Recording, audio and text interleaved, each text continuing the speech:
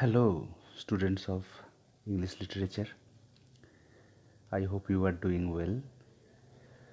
Today, we are going to study a question from the age of Milton. The question is, what are the main features of Milton's poetry?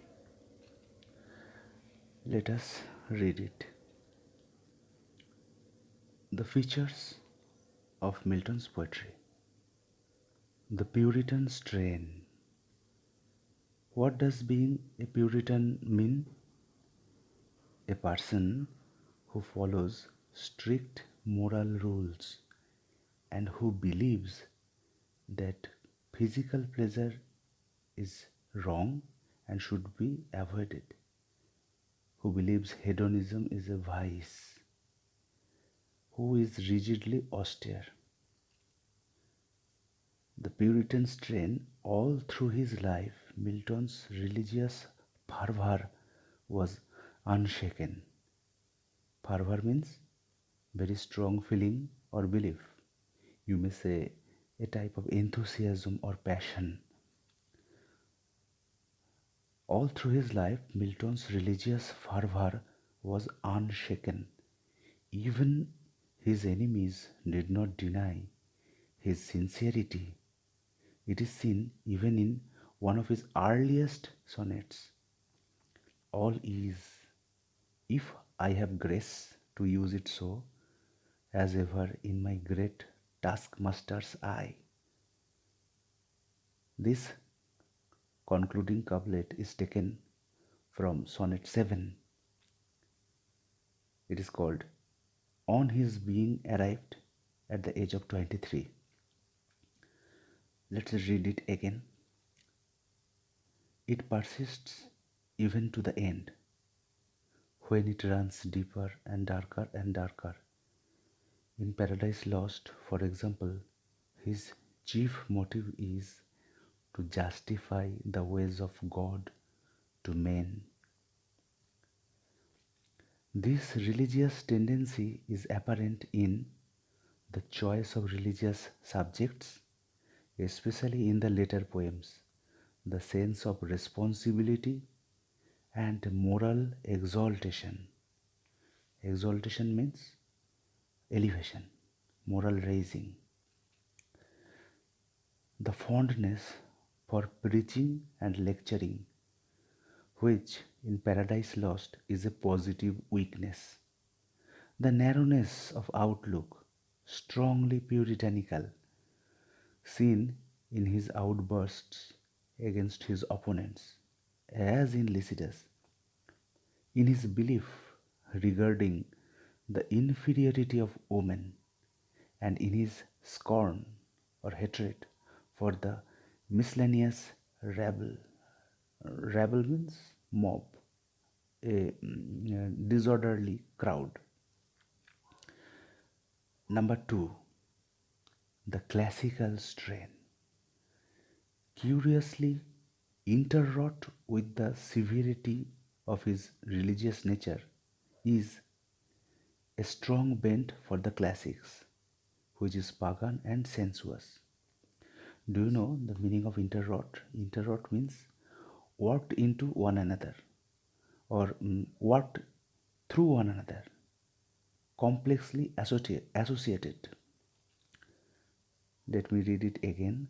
Curiously interwrought with the severity of his religious nature is a strong bent for the classics, which is pagan and sensuous.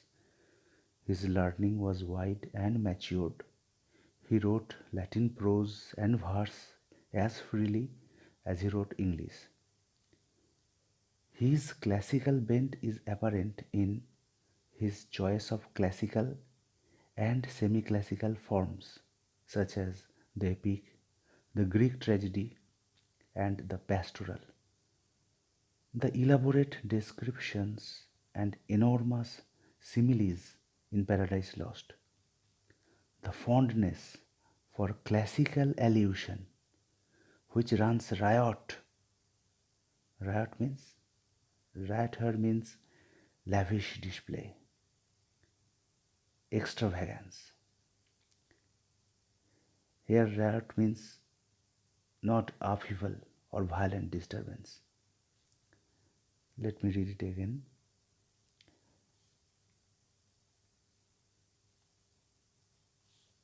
The fondness for classical allusion which runs riot through all his poetry, the dignity of his style and its precision and care. Precision means accurateness,